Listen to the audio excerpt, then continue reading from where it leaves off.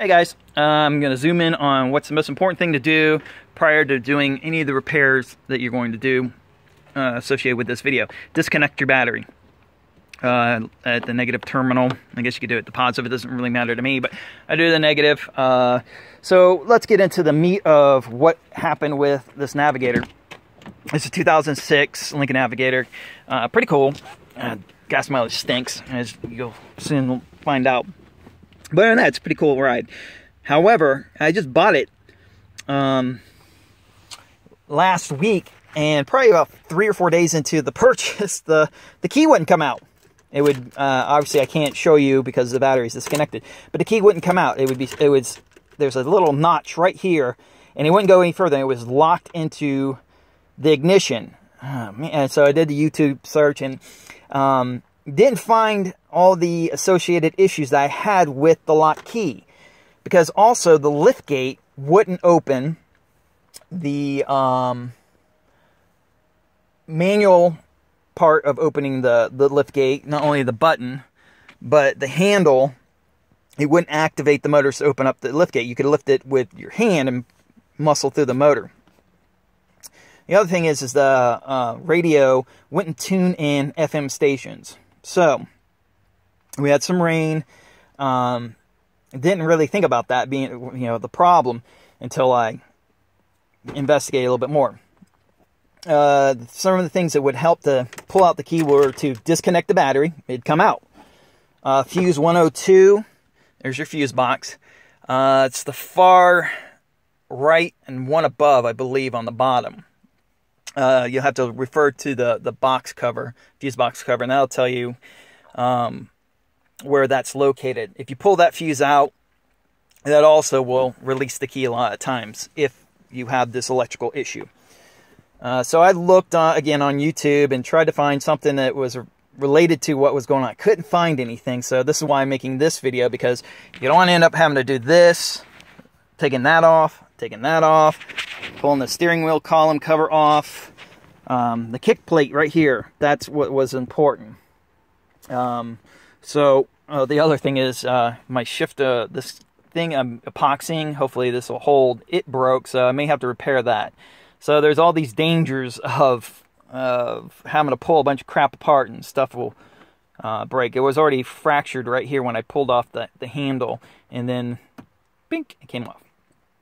So anyway, I went onto the internet and found a website by chance. It was Chat with a Mechanic. And they kind of put you into a thing where talk to a mechanic live. And so I did it, and of course there was a catch to it, and it was $38. But it was the best $38 I've spent on this vehicle so far, because if I would have took this to the dealer, they would have said, oh, it's something, a transmission sensor or some nonsense. You know how dealers are notorious for not being the most, well, you know what I mean.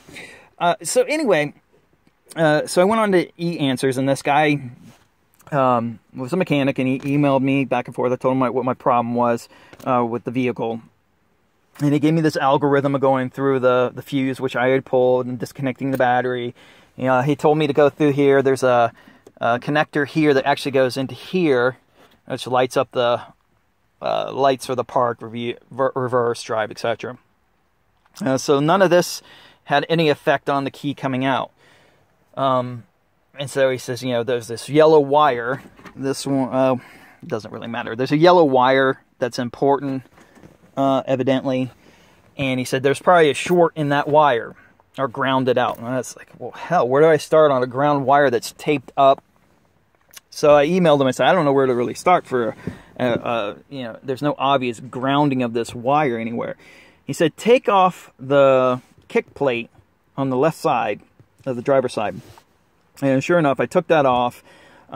He said that the Navigators are notorious for leaking from the windshield down into this area. And sure enough, there was some little bit of water. It was damp. And I messed with this bundle of wire right here and had good results, actually. I was like, I moved it around and jiggled it. I didn't take off this connector that he was talking about until now. And what I did what I was able to do was able to take out the key, and the liftgate would open, and the radio will tune in. So there's a bunch of stuff that goes within this connector. So what he recommended was to get this dielectric grease, and so I packed this connector in here with grease, and also on both sides. So that'll more than amply cover the corrosion. Hopefully it would keep out the water. I have to find out if the windshield is leaking or if it's coming in from somewhere else. The way it's designed up on top, it seems like there would be water issues. I'll show you real quick just for the hell of it. See right here, there's a groove right here, and it goes right down in here, and I bet you the water will go in this area up in here. So we'll have to see if there's a leak. There was a good video on how to find a leak in your windshield. I'll link to that if I can find it again. I'm sure I can.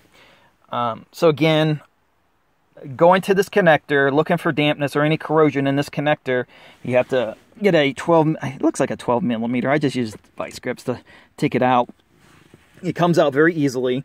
So needless to say, if you have a Lincoln Navigator, the liftgate won't open, the key is locked, maybe the radio's not doing what it's supposed to, you might indeed have water in this area. So, beyond that, I think that's covered most of it. Again, make sure your battery is disconnected. Check the fuse 102. If you pull the fuse and it's still locked in there, it's probably a mechanism, or there's a solenoid that locks it as well. That could be a problem. But again, I'm going to put in the algorithm for the way to diagnose where your problem's coming from most likely. If this helps somebody, cool. Because like I say, it was only 38 bucks, but man, if you can save yourself 38 bucks or even more if you go to a dealership, I'm sure they charge quite a bit more to diagnose this. But the pain is that I've taken all this stuff apart, and you don't want to do that. It's not terribly hard to take apart, but you run the risk of breaking something like this. I'll throw in, just in case, well, I'll do this on another video, so if someone says, they won't be looking for a broken shifter rod repair, but I'll just throw this in. I used Paradox steel weld epoxy with a little bit. I don't know how well it'll hold up. I'm probably going to still have to replace it. I don't want to rely on, essentially a glued part.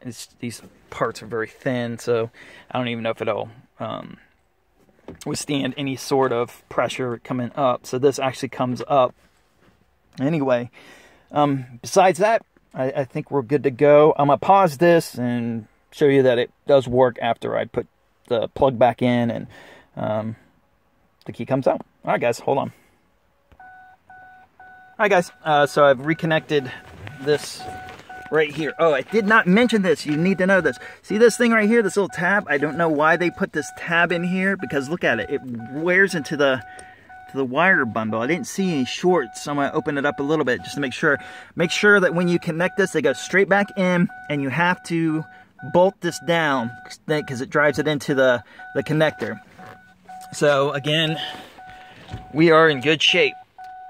We can turn the key, turn it up, pulls out, rock on, woohoo! Liftgate, let's see here.